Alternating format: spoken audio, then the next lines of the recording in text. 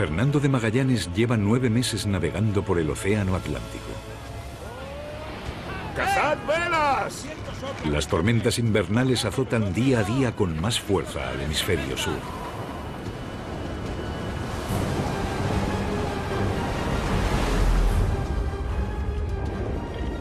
El plan de Magallanes es descabellado e imposible, pero la riqueza y el poder le saludan.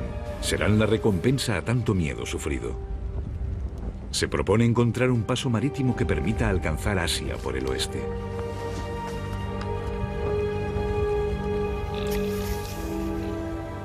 Oh, Señor, déjame encontrar el paso. Sé que existe. Tiene que haber un paso. Haré lo imposible. ¡Viajaré hasta el fin del mundo! Su meta son las legendarias Islas de las Especias en el Océano Índico.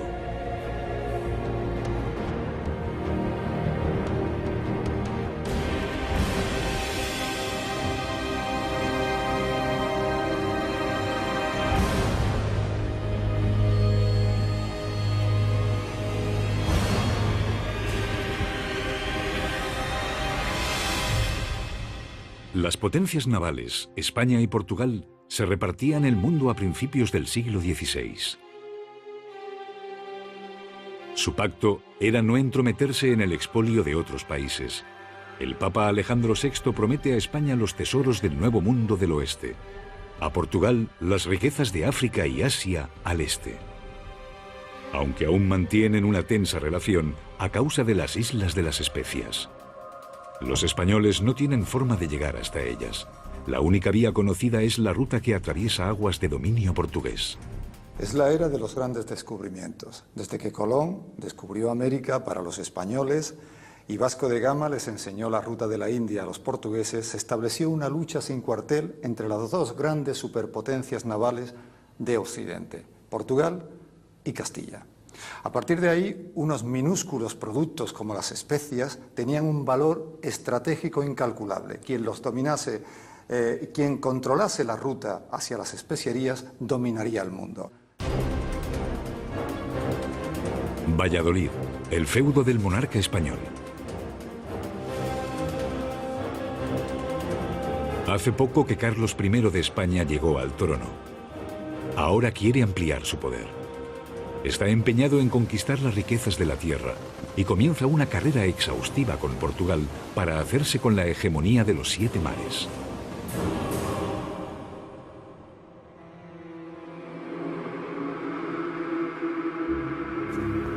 El obispo Fonseca, consejero de Carlos I, estaba al corriente de todos los asuntos delicados de España.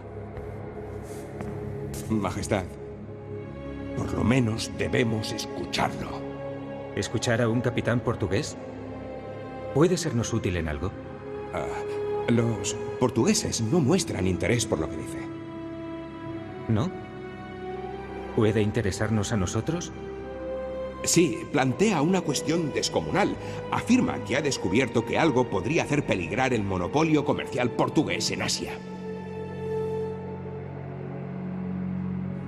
Sí, eso es verdad. Los portugueses lo perseguirán por traidor. Vamos a ver qué tiene que decirnos. Fernando de Magallanes.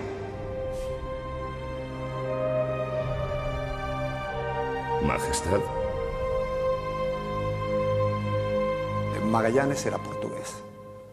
Y como portugués iba a ser el jefe, iba a mandar sobre una armada castellana. Ahí está realmente la clave de la cuestión. Si Magallanes hubiese sido castellano, hubiese sido además de la nobleza castellana, probablemente no hubiese habido ningún tipo de problemas como los que hubo. El portugués Magallanes convence a Carlos I para que apoye su plan. Esto despierta la envidia de los españoles. ¿Es verdad que vais a confiarle una flota a ese traidor? ¿Quién nos garantiza que no trabaja en secreto para los portugueses? Vos deberéis controlarle. Magallanes será el capitán general, pero en las otras 4 naves habrá capitanes españoles. Entre esos 4 estáis vos, Juan de Cartagena.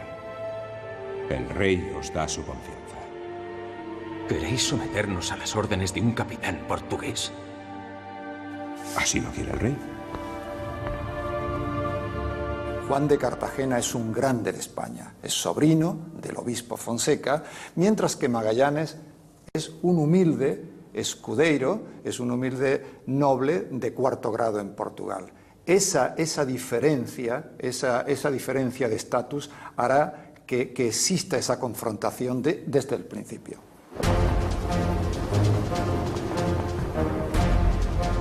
A principios del siglo XVI, la ciudad de Sevilla es el puerto español más importante. De allí parten los conquistadores navegando hacia el Nuevo Mundo. El puerto del Arenal de Sevilla, justo situado debajo de la Torre del Oro, se convirtió durante 2 siglos en el centro del mundo. Desde aquí partían y llegaban 2 veces al año las flotas de la Carrera de Indias, probablemente el mayor monopolio de toda la historia.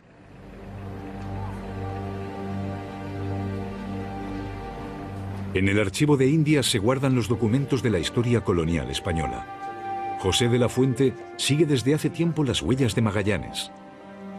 Antonio de Mora, comisario de la exposición, siente un gran interés por lo que supuso la parte económica de la expedición.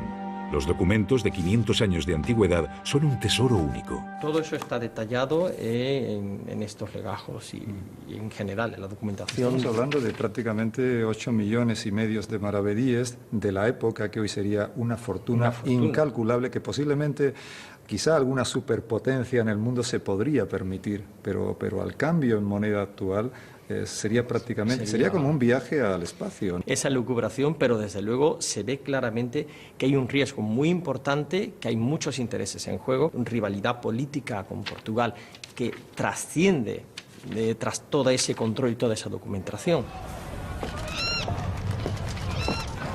La financiación tiene que salvar muchos obstáculos, pero finalmente el dinero está encima de la mesa. Magallanes tiene que planear 2 años de navegación.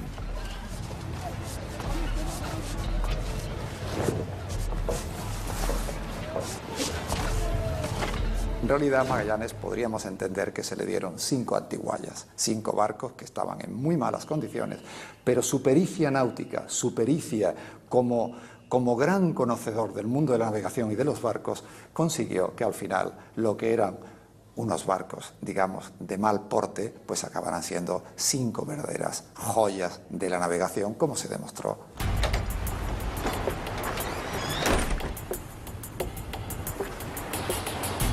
Magallanes precisa casi 1 año y medio para poner a flote estos barcos. Antes de hacerse a la mar, llena los barcos de todo cuanto precisa para este viaje.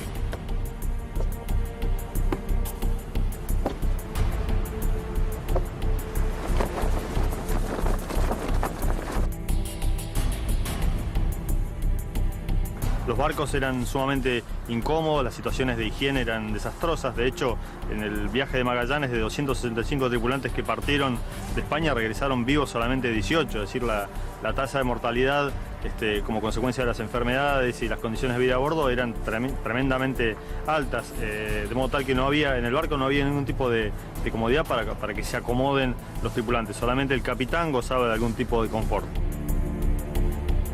Los marineros duermen amontonados entre cajas, bidones, sacos y velas. Expuestos al frío, el calor y la humedad sin protección alguna. Cuando los españoles que financian la expedición se enteran de que Magallanes quiere contratar a paisanos portugueses, tratan de impedirlo a toda costa.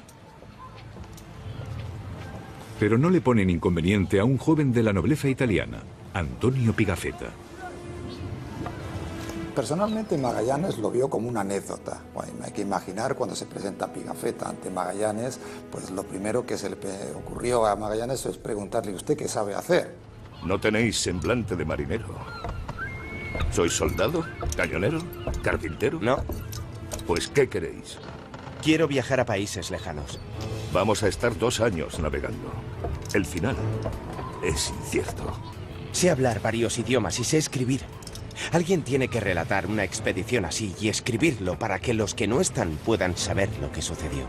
Cuando Pigafetta le dijo lo que sabía hacer realmente, que era una especie de aventurero, lo que diríamos hoy día un niño de familia bien en busca de aventuras y de sensaciones fuertes, le entraría ganas de mandarlo al viento, ¿no? Pero venía muy bien recomendado. Y como Magallanes no era tonto, pues entendió que tras esta recomendación él no tenía más remedio que aceptarlo. Antonio Pigafetta recopiló el informe de esta expedición, un documento único de esa época.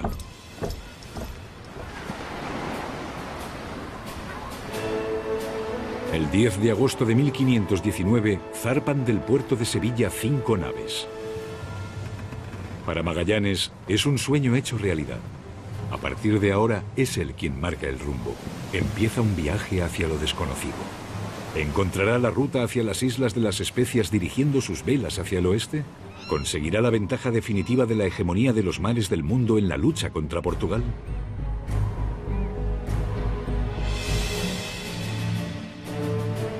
En las primeras millas, Magallanes ya pone de manifiesto su liderazgo ante el resto de capitanes españoles. Su barco siempre va por delante.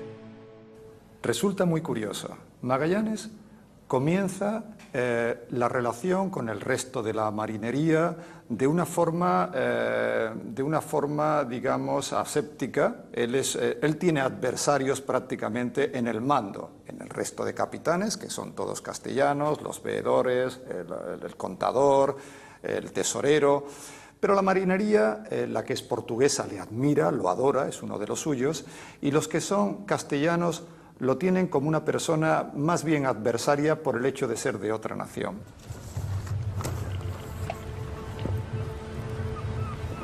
Cuando Magallanes amarra en Tenerife para abastecerse de agua potable, le alcanza una misiva desde Sevilla.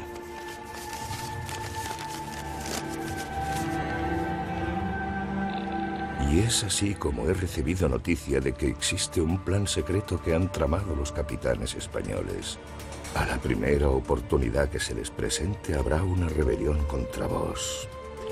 Y no os debe sorprender saber quién es el cabecilla de la conspiración. Juan de Cartagena. El fiel servidor y hombre de confianza del obispo consejero del rey Carlos I.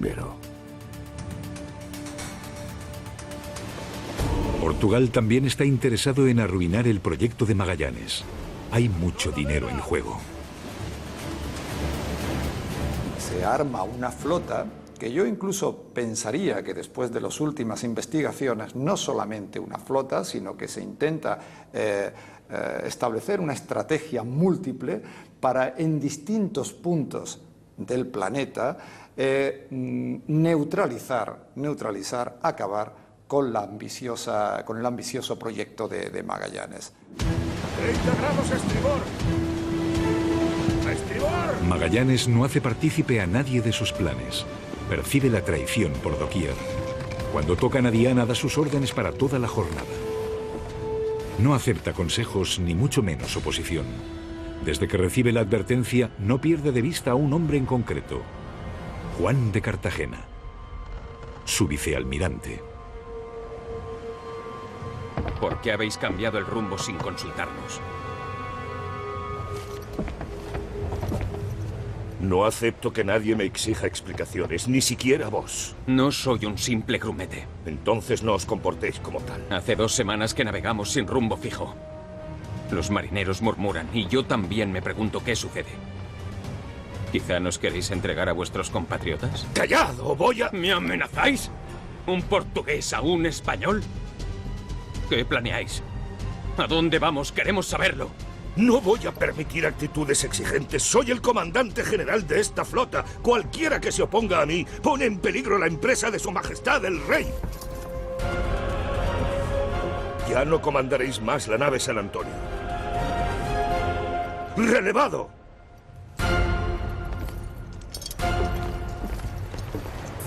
Magallanes es una persona, eso sí, muy contundente. Yo diría, lo define muy bien Bartolomé de las Casas, es una persona agria y desagradable, pero de un porte muy honrado, capaz de llevar a hacer las cosas que se propone. Magallanes bordea la costa de América del Sur tras 2 meses de navegación. Quiere encontrar ahí un paso. Cualquier cabo puede albergar la ruta anhelada. A bordo, todo el mundo está nervioso. La inquietud se extiende entre la tripulación. La búsqueda continúa sin éxito. ¡Agua! ¡Solo agua! El mar se extiende por el oeste hasta el infinito. Por fin. Dios mío, gracias. Sabía que llegaríamos a conseguirlo. Comprueba qué profundidad tenemos. No vaya a ser que encallemos.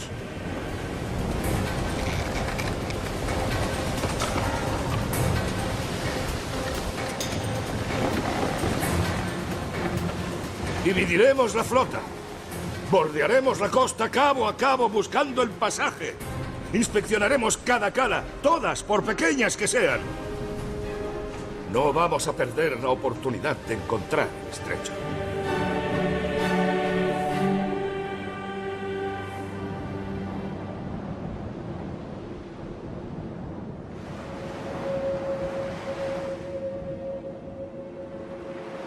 La desembocadura del Río de la Plata en Buenos Aires es inmensamente grande, con una longitud de 290 kilómetros y una anchura de 220 kilómetros.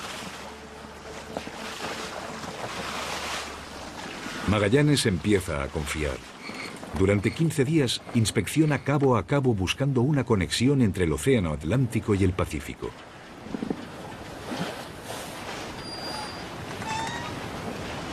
Juan Petroni navega desde hace muchos años por esa desembocadura, que se puede confundir con el mar. Y en esa búsqueda, él ingresa en el Río de la Plata, sin saber que esto era un río, no era un mar, sin saber. Y con la intención de manejarse en este río como si fuera el mar, pero no era. Entonces vinieron las sorpresas del viento, del agua, de la profundidad, de las olas. Entonces Magallanes hace una prueba sencilla.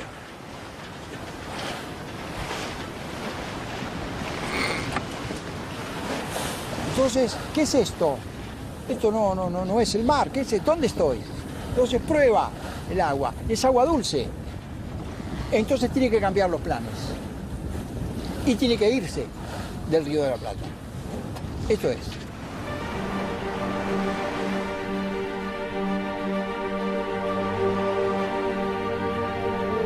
Magallanes no puede creer que una vez más no haya conseguido el paso, la ruta que le lleve del Atlántico al Pacífico.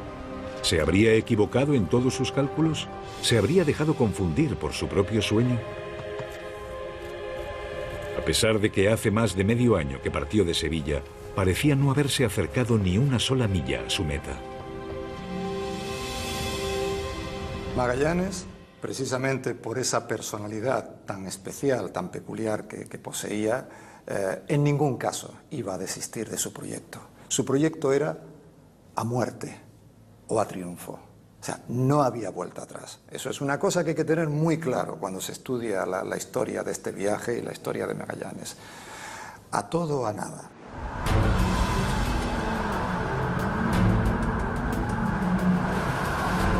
Magallanes sigue navegando hacia el sur y de repente, pleno invierno.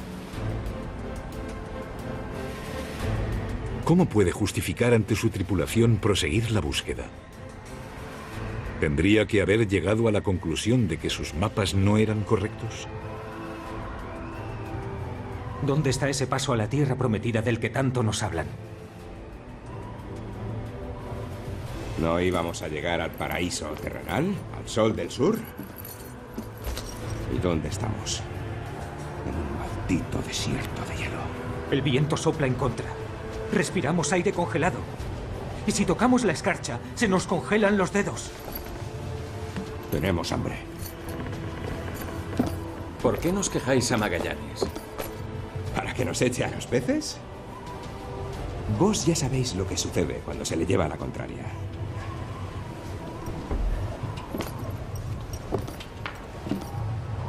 Quizá sería mejor dar la vuelta y volver a nuestros hogares. Hay muchos que piensan como nosotros. Sí. Y cada vez son más.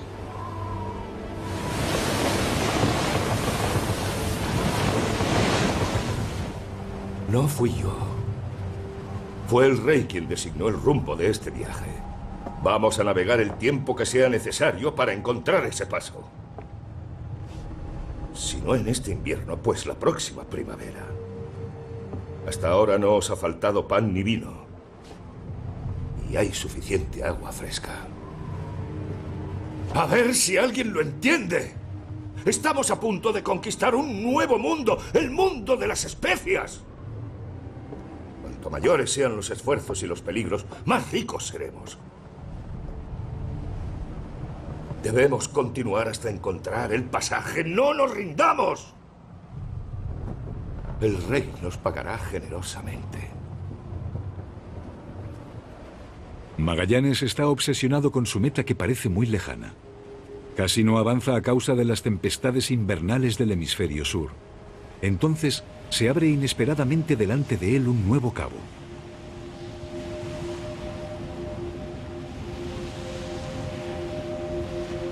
El cabo se convierte en la salvación en el último momento. En San Julián hay agua potable y peces fáciles de pescar.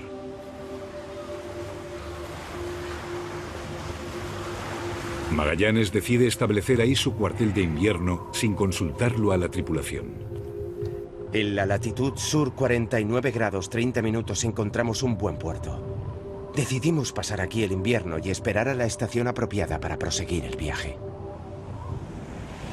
Magallanes deja que le adelanten los barcos. Llevan ya 9 meses en ruta. Los marineros se encuentran con animales que no habían visto en su vida. Pingüinos y focas.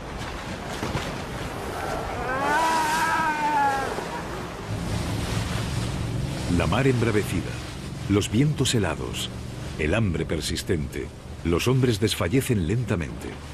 Y por si faltase algo, el temor de salirse de la circunferencia de la Tierra para caerse por la insalvable nada. Para muchos, la Tierra seguía siendo un disco.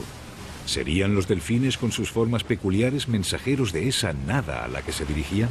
La expedición de Magallanes es la primera expedición que llega a estas costas. Nunca un barco jamás había navegado por estas aguas. En aquellos tiempos la mitología que había respecto de los monstruos marinos, del peligro de los océanos, era una cosa que estaba absolutamente presente, especialmente los marineros que no tenían muy alto nivel educativo, entonces le tenían muchísimo temor al mar. Y además en el caso de Magallanes se complica la situación porque el aprovisionamiento de víveres se estaba haciendo cada vez más, se iba reduciendo cada vez más, de modo tal que en su estadía en la bahía de San Julián tienen que empezar a racionar los alimentos, con lo cual este clima adverso que había dentro de los tripulantes de la expedición de Magallanes se va poniendo cada vez peor y peor y peor.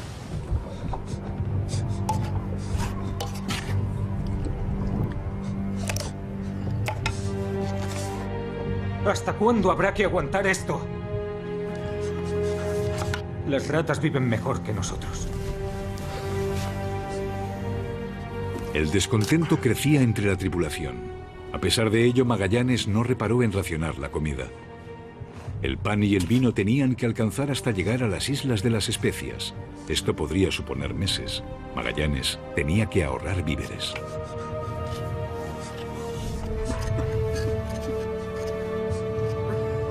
Cuando Magallanes llega al puerto invernal de San Julián, las condiciones ya son verdaderamente terroríficas. La tripulación está cercana al motín. Aquello es un polvorín que está dispuesto a estallar en cualquier momento. El hambre y el temor de no volver a ver la patria hacen que vaya escalando el conflicto. Pronto empiezan a surgir enfrentamientos entre los portugueses fieles a Magallanes y los marineros españoles. Todos a una. Coged armas. Vamos. Daos prisa. Esto vale como arma.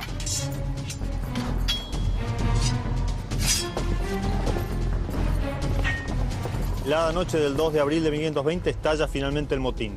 3 de los barcos se ponen en contra de Magallanes. Magallanes solamente queda bajo el manejo de 2 barcos. Tanto la autoridad de Magallanes como su misión están a punto de derrumbarse. Él sigue manteniendo su compostura. Ante el motín manda negociadores fingiendo que quieren llegar a un acuerdo. Los amotinados se confían y mientras están negociando, los fieles a Magallanes escalan los barcos apoderándose finalmente de ellos. Los amotinados tienen que entregar las armas.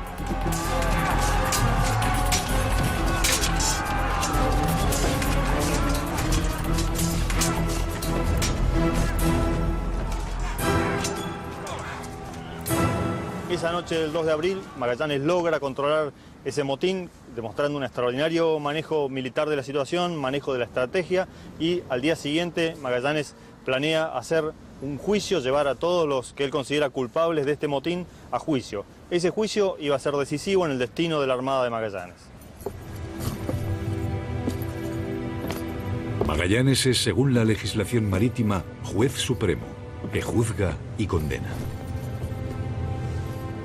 ¿Habéis olvidado al servicio de quién estáis? Al servicio de su majestad.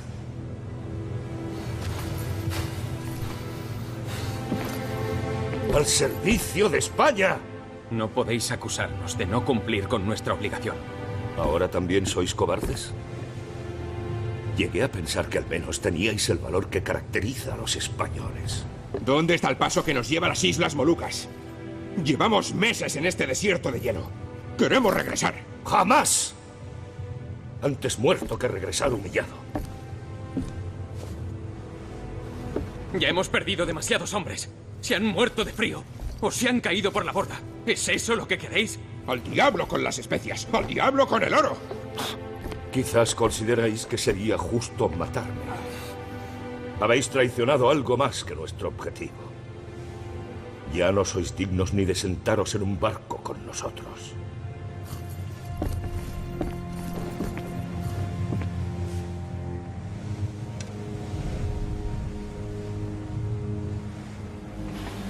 De acuerdo con el derecho marítimo y de guerra, dicto la siguiente condena. Juan de Cartagena. Seréis privado de todos los cargos de los que disfrutabais y seréis expulsado de a bordo. Gaspar de Quesada, capitán de la Armada Real. Sois condenado por motín e intento de asesinato. Por ello, la pena justa que merecéis es la muerte. ¡Acabará con todos vosotros!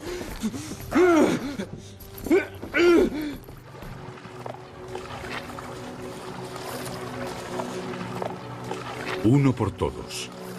Magallanes tendría que haber condenado a muerte a una quinta parte de los hombres según la legislación marítima. Pero eso hubiera supuesto el fin de su expedición. No hubiera tenido bastantes hombres para seguir el viaje. Magallanes hace caer sobre Gaspar de Quesada toda su crueldad como ejemplo de su intransigencia.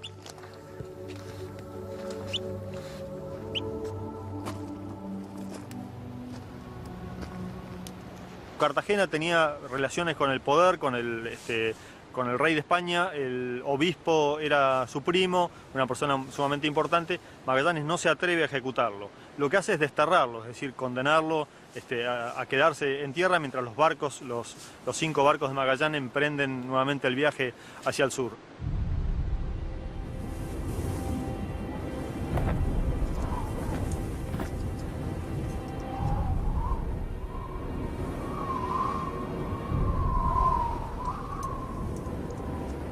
Juan de Cartagena es desterrado en el Cabo de San Julián, dejándole solo algo de comida. En la salvaje Patagonia le esperaba una muerte segura, aunque más lenta y cruel. Dios mío. Dios mío. Os lo suplico. No. No voy a poder. ¡No me dejéis aquí! ¡Volved a por mí! ¡Volved ahora mismo! ¿Qué he hecho? ¡Esperad! ¡Volved! ¡Dios mío! ¡Dios mío! Los restos de Cartagena serán encontrados mucho tiempo después al pie de esta horca que levanta Magallanes, que no llega a usar en la bahía de San Julián, pero que la levanta como un símbolo del destino que les esperaba a aquellos que osaran amotinarse en contra de él.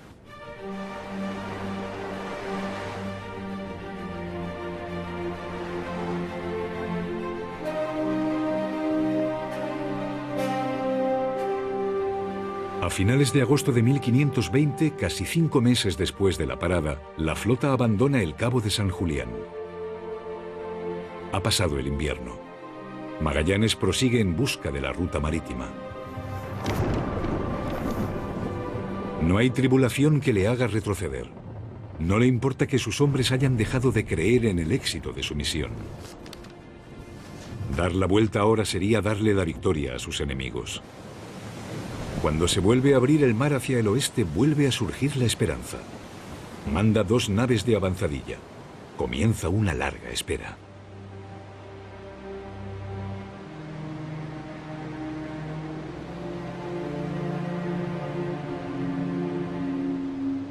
Se levanta una tormenta que empuja a los 2 barcos hacia el oeste, de cabo en cabo.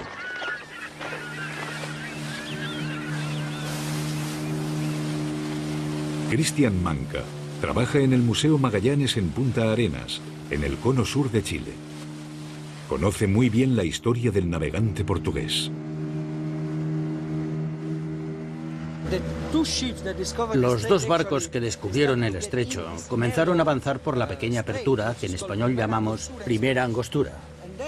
Y sintieron la necesidad de volver atrás y contar a Magallanes que habían encontrado algo estrecho. Así que retrocedieron. Pensamos que las naves de la avanzadilla habían sucumbido a la tormenta. Pero no. Volvieron con las velas desplegadas y las banderas al viento, disparando salvas.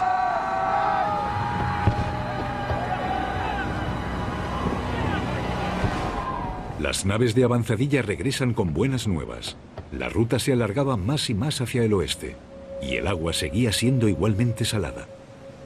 Seguro que no es un río, como el de Río de la Plata. ¿Habían conseguido llegar a la apertura? Magallanes y su flota van tanteando cabo a cabo, fiordo a fiordo, pasando por peñones y bancos de arena. Cada vez se ramifican más las aguas en ese laberinto. La cuestión era dividirse cuando el estrecho se separa en 2 brazos.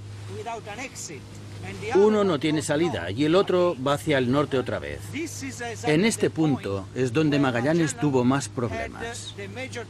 Tenía que dividir la flota y eso era la primera vez que sucedía.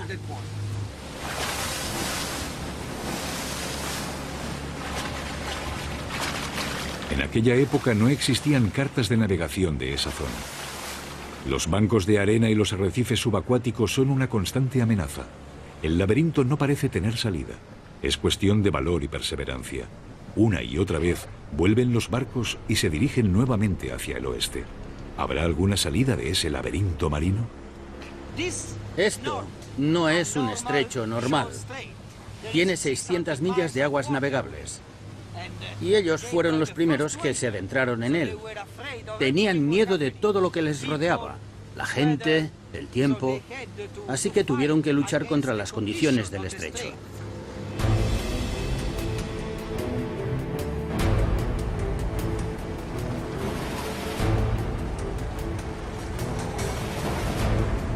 Cuanto más se sumergen en ese lío de vías acuáticas, más extraño y amenazante les parece lo que ven. Da miedo. Mira cómo baja el fuego. Un fuego enorme azota la costa. No se ven seres humanos. Magallanes bautiza esta región inhóspita y la llama Tierra del Fuego. ¿Qué clase de lugar es este? Azotado por los vientos. Tierra sin vida, ni animales ni hombres quieren vivir aquí. ¿Estoy en este mundo o ya en la antesala del otro? ¿A dónde me llevará este viaje? Regresaré a mi tierra. Volveré a ver a mi esposa y a mi hijo. A mi llegada me recibirán con honores. Tendré una fortuna. ¿Cuándo? ¿Cuándo sucederá eso?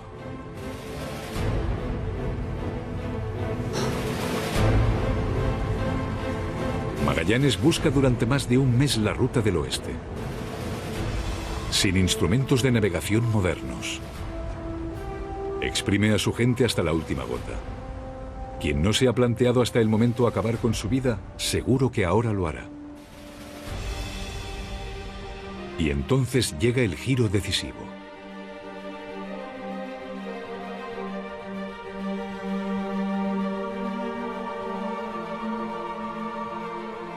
La ruta larga y angosta que parecía interminable comienza a ensancharse. En el horizonte se dibuja un mar del sur desconocido. Hasta la fecha esta ruta es conocida como el Estrecho de Magallanes. Fernando de Magallanes creía indudablemente en ella.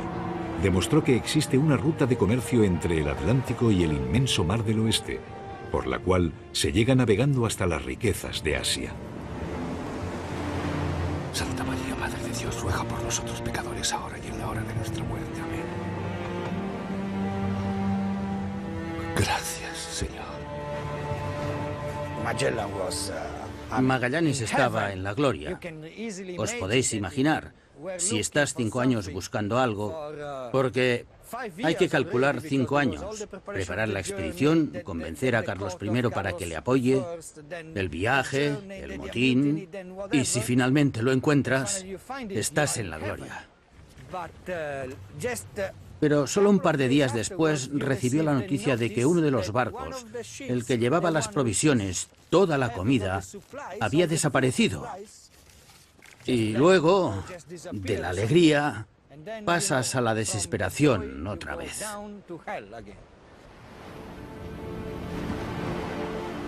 El barco que lleva las provisiones de la tripulación ha desertado y ha vuelto a España. Aún así, Magallanes no se rinde. Las islas de las Especias no deben de estar muy lejos. Aún no sabe que tiene ante sus ojos el mar más grande del mundo. Magallanes llama a su descubrimiento Pacífico, mar de paz. Los aires son templados y las olas suaves.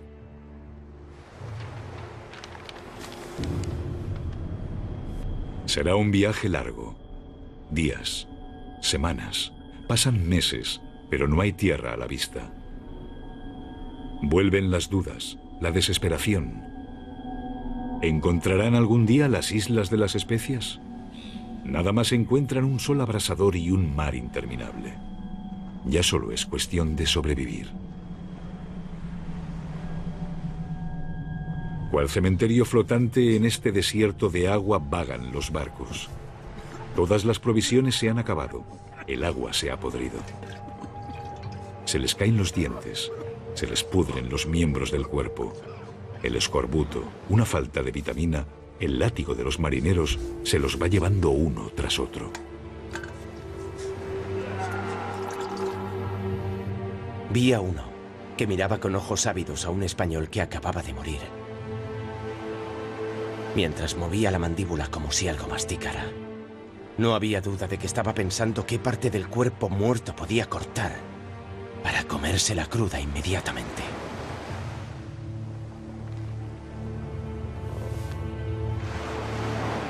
Canibalismo. Magallanes le da inmediatamente los muertos al mar. 1 de cada 10 muere en esta etapa del viaje. 19 hombres encuentran allí su tumba.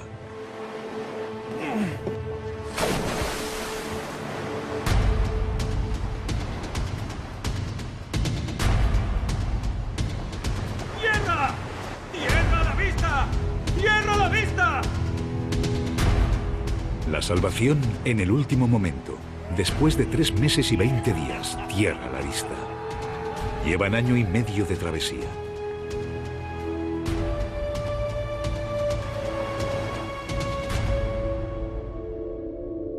En las primeras islas se reponen a bordo provisiones frescas y agua potable.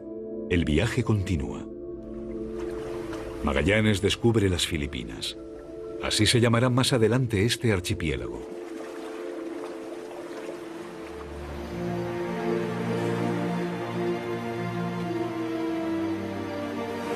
Las islas fértiles tienen que haber sido como el paraíso terrenal para estos hombres. Aún queda muy cerca el recuerdo del hambre, la sed y la muerte. Parece que las promesas comienzan a cumplirse.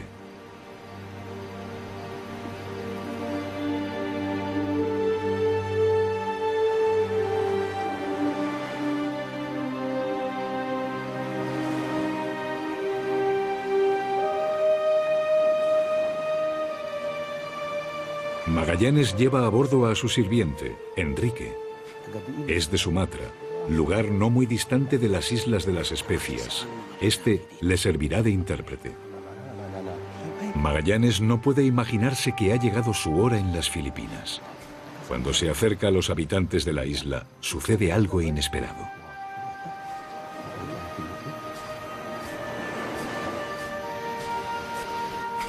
Señor, puedo entender lo que hablan. ¿Estás seguro? No lo entiendo todo, pero sí algunas palabras. ¿Sabes lo que eso significa? Significa que no estamos lejos de mi casa. De nuestra meta, Enrique. No creo que el propósito original de Magallanes de llegar a las Islas de las Especias, las Molucas, fuera para probar que la Tierra era redonda. Yo creo que a Magallanes le daba igual si el mundo era plano o redondo. Él intentaba probar que los portugueses se equivocaban. Si yo fuera Magallanes, que había sido rechazado por el rey de Portugal y financiado por la corona española, se lo demostraría a los portugueses. He encontrado una nueva ruta y esto será tu final. El monopolio portugués de las especias está a punto de acabar, gracias a lo que yo voy a hacer. Magallanes ha descubierto un archipiélago cerca de las Islas de las Especias, del que nadie tiene conocimiento en Europa. Se apodera de él en nombre de Carlos I y en el suyo propio. Según el contrato, le pertenece una parte de las ganancias que lleguen a España de esta colonia. La llegada de Magallanes probablemente no fue vista por los nativos como una invasión o colonización. Tal vez pensaron que estaban aquí para comerciar. Magallanes establece con los indígenas las primeras relaciones comerciales, de las que él luego se aprovechará. Quiere fortalecer aquí su influencia. Quizás sueña incluso con edificar su propio reino en el sudoeste del Pacífico.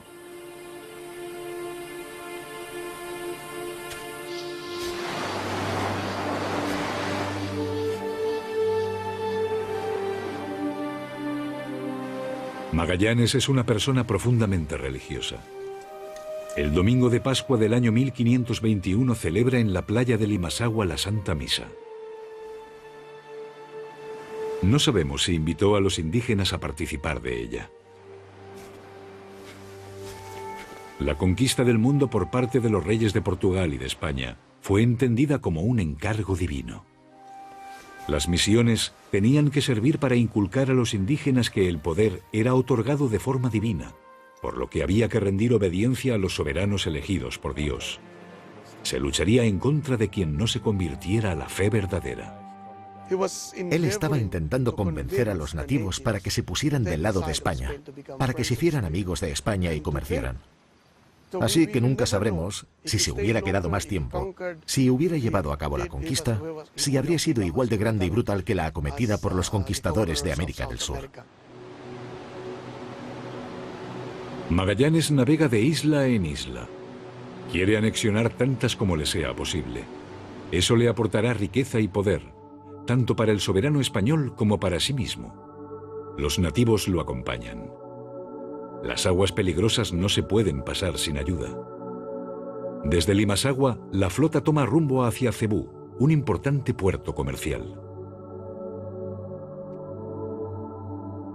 Magallanes y a la corona española le interesaba tener a un líder, a una alianza fuerte, poderosa, que diese confianza, lógicamente, en esa zona del planeta para el posterior control de la ruta de las especierías.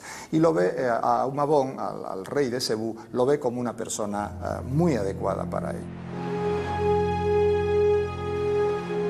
El rey de Cebú está en guerra con el líder de la isla vecina. Es un litigio de aduana. Magallanes quiere luchar por el rey Humabón para demostrar su poder. Magallanes, llevado por primera vez de una prepotencia que no era habitual en su comportamiento, dijo, no me hace falta. Con 50 guerreros de los nuestros podremos, por muchos miles de indígenas que me pongan delante.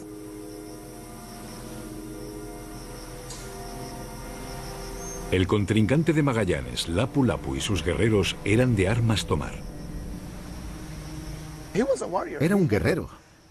Tenía un pueblo entero luchando entre sí para controlar el territorio. Y se marcaban el cuerpo, se hacían tatuajes por cada batalla ganada. Es por eso por lo que Pigafetta describió a los Raya Humabón como gente con tatuajes de fuego en la cara. Se habían quedado sin espacio en el cuerpo para los tatuajes y finalmente habían llegado a la cara. Magallanes llegó sin tener idea alguna de lo que podía pasar y no estaba preparado.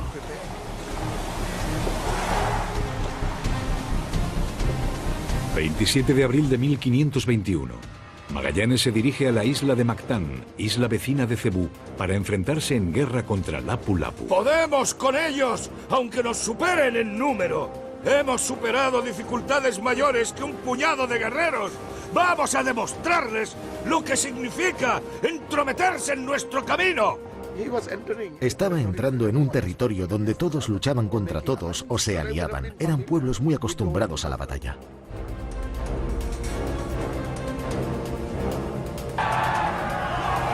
¡Fuego! Disparamos al enemigo desde los botes. Disparamos durante una media hora sin hacerles demasiado daño. En el instante en que dejamos de disparar, los nativos atacaron a muerte.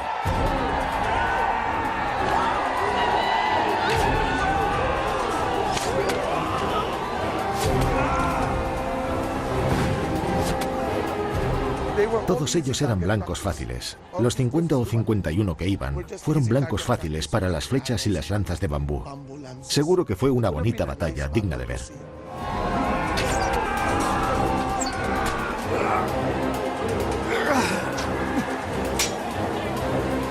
¡Atrás!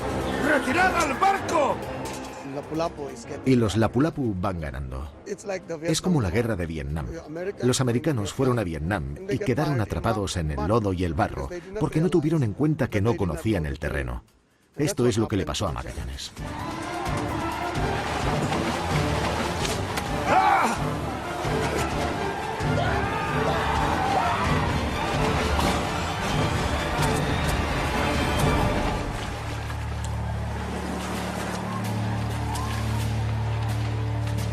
Magallanes ha muerto. Demostró una constancia inamovible dando prueba de ella en la adversidad más grande. Dios haga que su fama le sobreviva.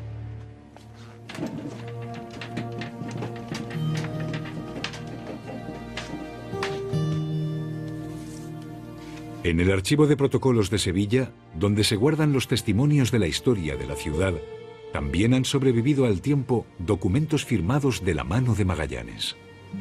Su fama sigue viva a pesar de no llegar a alcanzar su gran meta, las Islas de las Especias.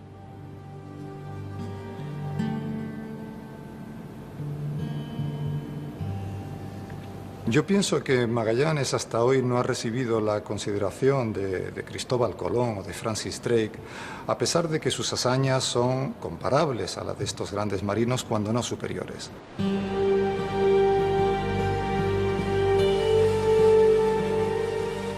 Bajo el mando del capitán español Juan Sebastián Elcano, los hombres de Magallanes prosiguen su viaje. Con 2 de los 5 barcos y tras una larga odisea, alcanzan su meta, las Islas de las Especias.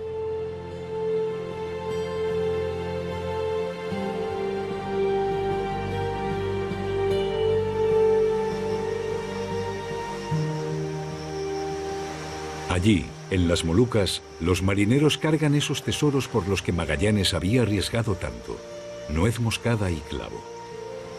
En la lejana Europa valen su peso en oro. Junto al oro y la plata, son las especias las que dan poder y riqueza a la corona portuguesa y a la española.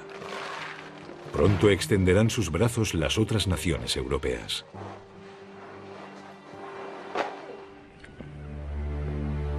De los 5 barcos de Magallanes, tan solo uno se dirige de vuelta a España.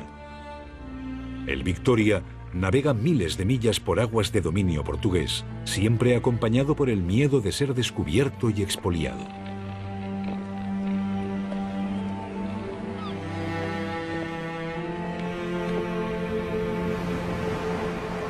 En septiembre de 1522 vuelven, después de casi 3 años, 18 de los 265 marineros que Magallanes contrató.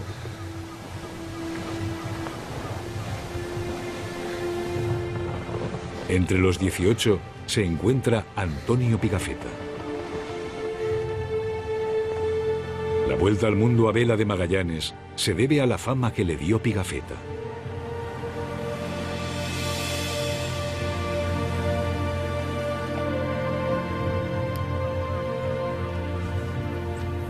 No le entregué a su majestad ni oro ni plata. Sí le pude entregar otras cosas a sus ojos más valiosas. Entre otras, este cuaderno en el que relaté todos los acontecimientos vividos en nuestra expedición a las Molucas.